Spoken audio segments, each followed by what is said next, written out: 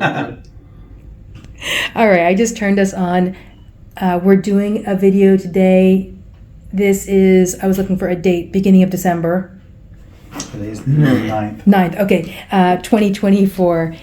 And the reason that we're doing this video, I think a number of people have already seen prior videos that the two of you have done. Everybody knows Linda and Anthony, and you could look back at Linda's previous videos just to kind of see where things have been over the last handful of months. The reason we're doing the video today is because there continue to be a lot of improvements. And the thing that becomes really important for us is your speech in particular. And so I'm going to turn it over for the two of you guys just to kind of give everybody an idea of what's been going on lately. Well, what we've noticed that's been going on, especially since our last trip here in October, is Linda's the overall feeling of just general feeling of having more energy and feeling better, and it's showing up in her voice now. Her voice is a lot seems to be more clear. She can pronounce words a little easier. Her voice is a little stronger. She can speak for longer periods of time, and so to us, it's a kind of a general feeling that she's starting to regain that strength in her voice and to get her voice back to the point where now I think we're going to go ahead and start seeking some speech therapy to help get some more improvement, and maybe get this turned around, because that's where we think we are. We think we're at the point where we're beginning to turn that corner and begin a recovery phase. So we think we're at the point where speech therapy could be really beneficial at this time. So for everybody that's watching this video, I know we're coming at this from a really serious way. Anthony, let me say this. Okay, this was not a serious conversation before we turned this on. Instead, it was a conversation of, well, Linda, to your point, excitement. Because, yeah, it's true. We're seeing the improvement in some areas of speech, but also tell us about the length of time it's taking you to eat and swallowing. It has, I used to eat longer, but now. Now, so before it was taking an hour to get to a meal. Okay, and now by comparison? Yeah, now I would usually generally finish eating and she would still be eating for another 30 minutes or so or longer. But now it's to the point where when we eat, we basically almost finish about the same time, Because you're able to, we were talking already about making a Z movement. So for a lot of people that are watching, we were having this conversation, but just to give the explanation, when a tongue is not working, when you don't have the strength and agility, you can't move food back and forth. And so food starts at the front and then gets shuttled to the back. And of course, that makes a lot of choking. The tongue should move the food from front to back in a Z shape, back and forth between the molars. And so what we were talking about, you've regained the ability to move food back and forth between your molars. So you can actually chew your food, swallow it comfortably. That's right. Yeah, there were times before when she was eating a lot slower, she would, in the middle of chewing something, she would have to stop and maybe use her finger or something to maybe move the food around in her mouth. She's not had to do that for a while, actually, maybe for at least a month or 2 months now, where she's able her tongue is able to do that kind of work now. So eating is a lot more comfortable and easier and quicker. And then in October, I have put different. I feel like I have major improvement. I feel it. So since October, you feel different and you feel like you've been having improvements. Yeah. Yeah. I know you'd mentioned your core is a little bit stronger. Mm-hmm. Right. And before I could raise my leg up. Okay. And now I can. Right. That's one of the things we did notice here in the since October, getting in and out of the car. I would have to lift her leg up to get it into the car, and then I would help her get to the seat. Now when we go to the car, she stands in the door. She can pick up her foot and put it into the car without me assisting her anymore. And then we have a pickup truck, and it has a step side. And it's kind of high, and it's been a while since she's been able to put her foot up on that the step by herself for a while. But now we were at home. We're just amazed because she can pick up her leg and put it on that step by herself without me assisting. So she's gotten stronger and more flexible with moving that leg up. So getting in and out of the vehicles has become easier. We were talking off camera about speech, swallowing, breathing, and interestingly, mood, all being controlled by the same trigger switch. It's a serotonin or a serotonin to acetylcholine relationship, or at least that's what we think we're seeing over here, and that's our approach to going after it. And so one of the things that's improved as well, speech, swallowing, breathing, and mood, since those are all being controlled by the same serotonin acetylcholine toggle, we would expect mood has improved as well, and we were talking about that. So in the past, you had been treated for what's referred to as pseudobulbar, uncontrolled emotion. So a lot of people that have motor neuron disease are very familiar with that, either starting to laugh and having a difficult time not laughing uncontrollably, starting to cry and not being able to stop crying, or having emotions that are inappropriate, laughing during sad times, crying during happy times. That now has improved. Yeah. Yes. When she would laugh, it was hard for her to control that laughter, where she would laugh out loud. And they were loud. Yeah, and it was loud, so it was hard to control the loudness of it, I guess. And the more I laughed, the more I not. Yeah, the more she couldn't stop. She couldn't stop, but for the most part, that all seems to have corrected now. So she's able to control that. I was telling you, the way that I got to an astrocyte approach, I thought I was trying to work on serotonin. It had already been clearly described that serotonin level, that's kind of the switch for breathing, speaking, swallowing, and that mood side of things. The fact that serotonin is controlling pseudobulbar affect, the mood side, that made sense.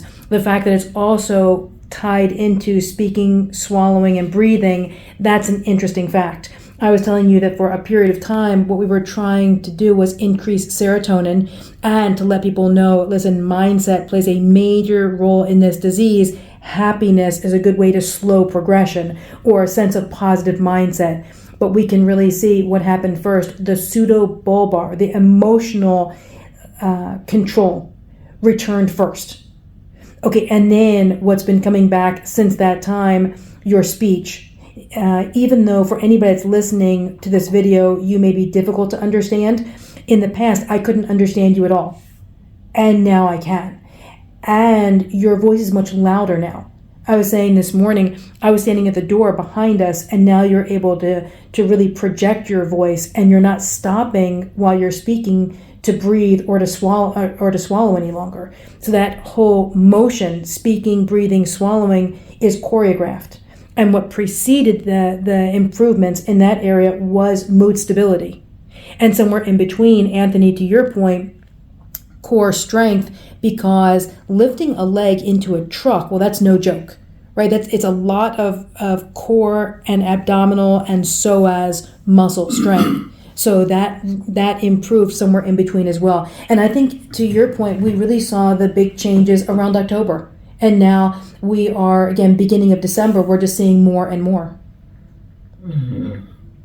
Right. And even just this morning, it's funny. I was down the hall getting her a cup of coffee, and I heard her she called out to one of the nurses who was in the hallway, called them by their name. And it was perfectly clear and loud. you know, and they came in here and we were talking and laughing, but she just called it out loud, her name, and it was clear. So. And I was had three people tell me that I did whatever. Right. Yeah. 3 people that work here, or 3 people that were just coming here as well? Okay, so Mike works here. Yep, right. Kyle. Yeah. Kyle. And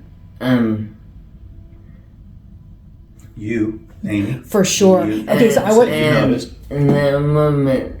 Oh. Somebody else that's here that's getting treatment. Yeah, another patient here getting treatment. Yeah. I didn't know if it was just us. We're always on the lookout and hoping for improvement, but it's always nice when somebody that doesn't work here, right, notices the same, because they're completely impartial. We knew it, of course, as the team. We knew it last week because you were the topic of our clinical conversation. The fact that your voice is so much louder. What we know, and for everybody again that's listening to Linda speak, what we know is your limitation at this point is largely the fact that you're not able to pucker your lips. And so there are certain consonants that you are unable to speak at this point. So what you have regained is the movement and the strength in your tongue to reach the front of your mouth, to reach the top of your mouth. But again, what we're working on right now is the pucker, right? And that's something that we'll likely do something for over here. And Anthony, to the point about speech therapy, absolutely. For everybody that's watching, once speech starts to improve and come back, that is the time for speech therapy to retrain. Now that you have that Z motion that's restored on your tongue, and the way that we know that, people stop choking on their saliva, they stop choking on their food, and they can start eating their food a lot faster. Absolutely. That's one of the things we've noticed is choking on saliva. We would just be sitting at home and just a tiny bit of saliva would go down the wrong way, and she would go into like a coughing spell until she was able to get rid of it. But she hasn't had those coughing spells really since about 2-3 months now. And they get then man. When so I and that man. Yeah, it's not fun. Yeah, it's awful. It doesn't take much. It's super scary. It's super scary when it happens. Everybody that has ever had that happen can attest the same. It's really scary when it happens. Nobody else knows what to do. You can't really clear it for that person. You don't know when it's going to happen. You don't know how long they're going to choke for. And that aspiration, so saliva or food going down the wrong pipe, right, can cause all kinds of respiratory related issues, including pneumonia if fluid keeps getting down there. So on our side, from a safety standpoint, it becomes really important that you're not choking any longer for all the risks that choking poses. Yeah. Yeah, sure has. It sure makes for, improves your quality of life for sure. Okay, so then what we know is one of the first things that improved was the pseudobulbar affect. So everybody that's kind of watching, and again, can get a sense of this whole thing, serotonin is what's controlling that. And although we had tried as a center to raise serotonin through serotonergics, we did not see that really leading to benefit. Instead, controlling acetylcholine. So I always try and use these videos to try and put as much information as I can for other folks that are working through the clinical puzzle and for other folks that are dealing with this disease. So what we know is you can't just bring up serotonin. That for us at least didn't seem to work, but controlling acetylcholine did. And so what we found in your case about 3 months ago, pseudobulbar affect that had improved. It's just at that point, we didn't really know it on our side clinically. It was the improvement in the voice that triggered for us an understanding of the levers that we were controlling, the levers that we were targeting, but didn't know if we had control over them. And so what happened a couple months later, so maybe October, 2 months ago, the swallowing that improved, the lack of choking, and the faster eating.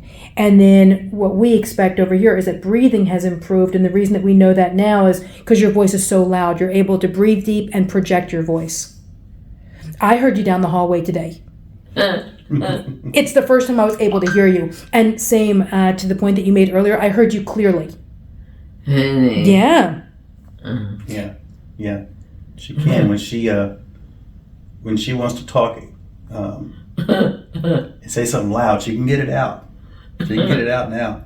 This is the first visit since I know you that Anthony, I didn't need you to be my translator. And in fact, last week, Linda, there was something that you said, and then you looked at Anthony, and then Anthony told me, but I'd already understood it. And I told Anthony, I was like, I don't need a translator anymore for Linda. I got it for myself now.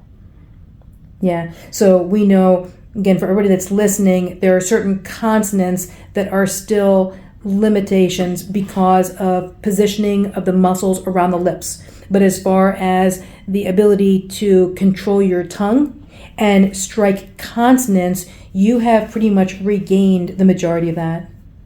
Right. In the last 2 to 3 months, I've noticed that when we'll be at a grocery store or something like that.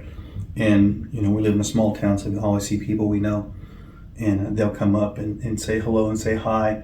And Linda will talk to them, and they understand her, So she's able to carry on that conversation, where I don't have to step in, almost never. So her voice is so much easier for people to understand now. So big improvements. When is the last time that you found yourself in a grocery store having a conversation where people could understand you? Oh gosh. A long time. Years? A couple years at least. Couple of years at least. The reason I asked the question, because I think it's important for everybody watching these videos to understand. One of the common questions I get is there a point where people progress and they cannot regain function?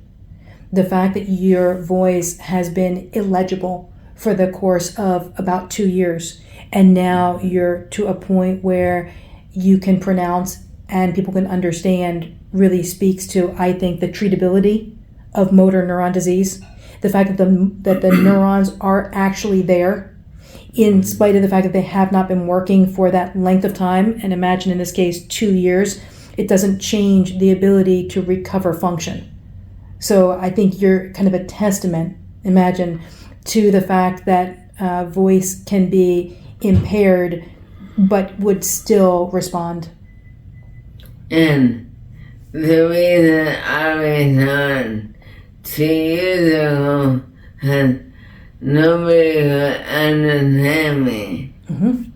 Yeah. And now I'm able to have people understand me now. Yeah. So it is possible. Yeah, it is possible. That's why what she said. Why she retired.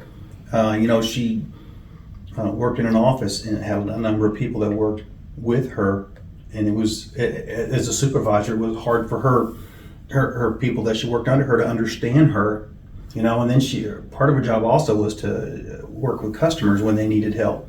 So it was just, the job was becoming more difficult. So she was at the point where, she had to retire from that, and because of her voice. Well, in the past, had you used the word understand in the same way that you did just now, I would not have recognized that word.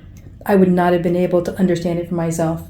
The fact that you have multisyllabic words, the fact that you're able to breathe through them, the fact that you're able to get the whole word out, the fact that you're able to say it so loudly, and the fact that you're able to say complex words clearly enough that at this point I can understand them. I think about when we started, I could not at all. So from my standpoint, we know for anybody that's watching, certainly things are not perfect. I use the word yet.